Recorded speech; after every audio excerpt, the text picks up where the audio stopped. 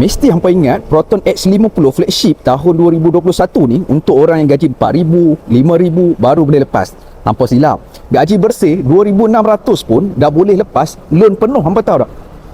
Dengan bulanan anggaran bawah 900 tanpa satu sen pun hampa dah boleh dapat Proton X50 full spec.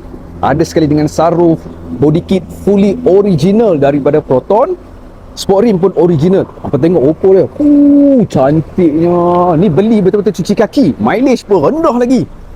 Ni bahagian belakang dia. Patutlah ramai beli Proton X50 ni. Makeup memang cun. Betul-betul padu lah. Dalam family Proton ni, X50 memang paling cantik.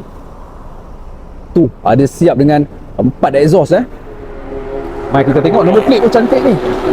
Nombor plate pun 7757. Untuk X50 dia tak ada lah.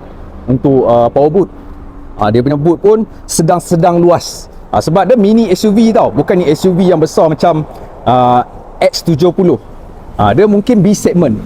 Spoiler pun dah siap. Ni betul-betul beli, tak perlu nak buat apa dah. Gaji bersih 2,600 dah lepas. Kalau hampa tak nak ada deposit lah. Tapi kalau gaji bersih mungkin dalam 2,400, standby dah, lebih kurang dalam 10%.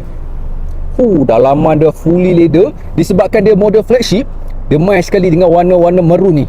Cantik bang leather dia pun tebal lagi, cantik lagi bang.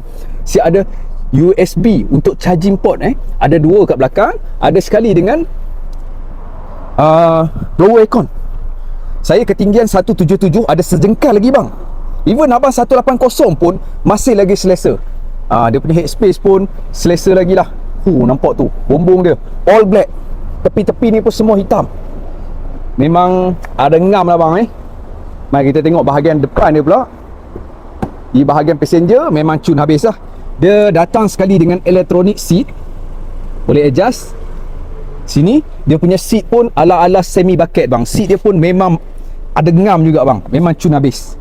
Kalau hampa cari SUV yang bajet bulanan, loan penuh bawah 900, Proton X50 ni tolonglah ada dalam list.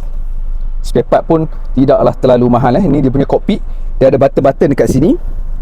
Reverse parking. Ini untuk steering 360, hill hold assist, sport mode ada, eco mode pada, electronic parking brake.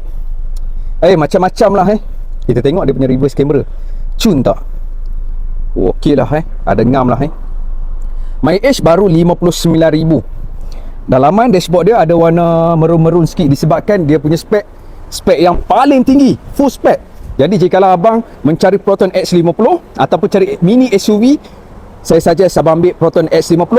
Boleh kontak dengan nama 0111033232 9.